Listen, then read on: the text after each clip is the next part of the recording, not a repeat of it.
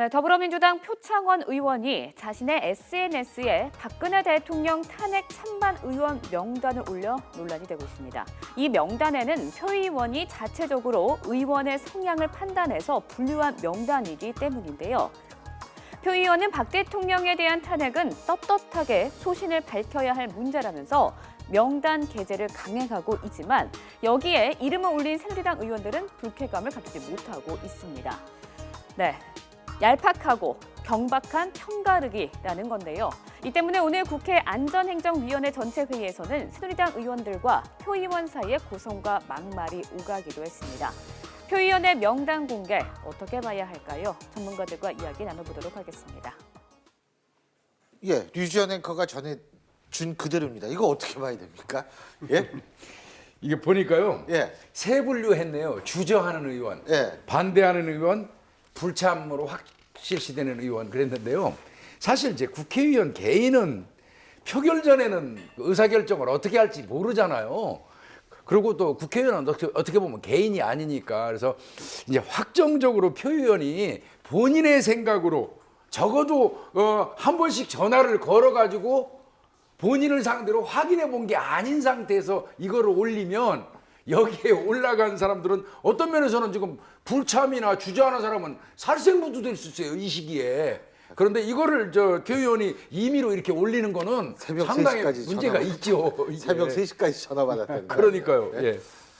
근데 예. 네, 저도 뭐 탄핵에 대해서는 찬반이 있을 수 있다고 생각이 들고요. 그리고 그것은 뭐 유권자들이나 국민들이 할 수 있는 일이라고 보는데, 그 국회가 찬성이냐 반대냐만 하는 곳이 아니라 정치도 하고 협의도 해야 되는 것 아니겠습니까? 예를 들면 대통령의 탄핵이 가결돼서 권한이 정지되더라도 총리 대행이 필요한데 지금 황교안 총리 대행이 적절하냐 아니냐부터 시작해서 그리고 만약에 대통령이 조기 퇴진하겠다고 하더라도 그러면 총리는 대행은 어떻게 세울 것이며 대선 일정을 어떻게 할 것인가. 즉 대화와 협의를 통해서 그 일정을 합의해야 될 게 많은데 같은 동료들끼리 의원들끼리 여야가 이것에 힘과 지혜를 모아야 되는 산적한 과제도 있는데 그것을 탄핵에 대한 찬반으로 이렇게 가른다는 것을 그것도 동료 의원이 하는 게 적절한가에 대해서는 좀 회의적인데 아마 지지자들은 아주 열성적으로 좋아했을 것 같다는 생각은 듭니다만. 근데 물어봤대요, 본인들한테? 안 물어봤어요. 그렇게 하자고 보좌진들이 모여서 아니, 상의했다는 거죠. 근거가 뭐예요, 그러면? 그러니까 이전에 뭐 했던 발언들이라든가 그렇죠. 뭐 이런 것들을 모아가지고 나름 기준으로 그러니까 나름 기준으로 해서 했다는데 그 객관성도 우선 없을 뿐만 아니라 다른 것도 말씀하신 대로 이게 이제 무기명 투표잖아요.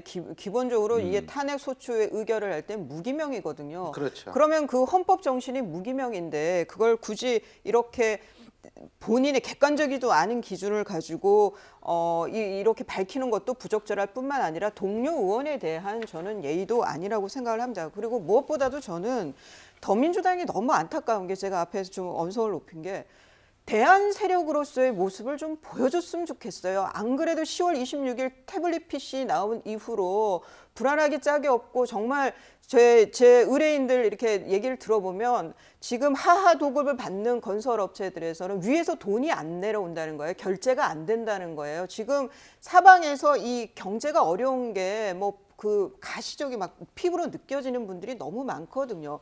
그런 상황에서 저는 더민주당이 제발 좀 대안 세력으로서의 모습을 보여줬으면 좋겠다. 그럼 그 더민주당이 뭐예요?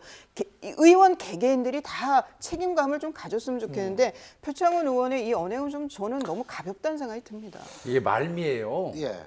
새누리당 의원 명단 공개하겠다고 그러고 맨 뒤에 그 네 글자가 상당히 그 반향을 이렇게 각오하라. 아니 뭐 각오하는지 뭔지 모르겠는데 근데 하여간 제가 이게 참 지금 비박계는 이렇거든요. 탄핵이 불발되거나 부결되면 다 표창원 의원 때문이다. 지금 또 이러구나. 그러니까 이게 양쪽이요. 사실 이거는 쓰잘데없는 이건 진짜 주변 중에도 주변의 얘기를 그렇죠. 가지고 지금 예. 아니 뭐 장지원 의원하고 오늘 표창원 의원은 또 한판 붙을 뻔하고도 그랬던 모양이던데 말이에요. 네, 뭐 동영상이 나와서 그것도 뭐 편집된 거냐 왜냐하면 네. 양쪽이 약간 좀 언성이 그러니까 좀 높아져서 거칠었어요. 예. 거칠게 됐는데 그러니까 뭐 일정 부분이 또 이렇게 이 표창원 의원은 그나마 그 훨씬 더 나은 그 발언을 한 것 같고 뭐 장제원 의원은 생생하게 거친 표현이 다 돼서 그때 당시에 이제 이 표창원 의원도 더 심한 얘기를 했는데 이게 삭제돼서 편집한 게 아니냐 뭐 이런 의혹도 있습니다. 그런데 문제는 누가 편집을 하고 삭제를 하고 그것이 그거 중요한 게 중요한 아니죠. 건 아니죠. 우리가 국민들이 봤을 때 그게 중요한 게 아니죠. 중요한 건 어쨌든 지금 촛불 민심 좋습니다. 저 5주간 또 6주에 또 많은 모일 겁니다. 그런데 그걸 팔지는 말아야 된다고 생각해요. 이제 어떤 행동을 하든지 간에 이건 촛불 민심 때문에 내가 하는 거야. 근데 이게 촛불 민심을 봐. 이렇게 정치인들이 얘기하면 안 된다는 거죠. 왜냐하면 촛불 민심은 국민들의 언어입니다.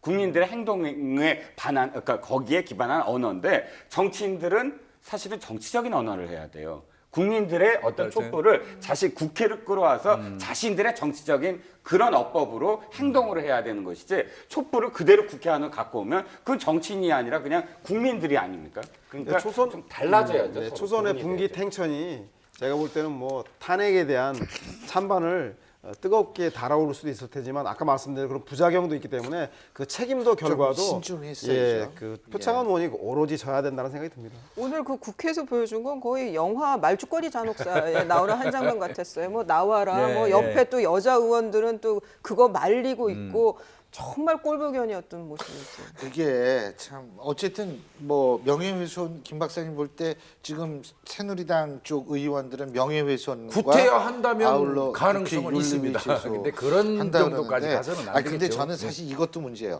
이 정치가 요새 뻑하면 법으로 갖고 고소를 가거든요. 참 좋아해요.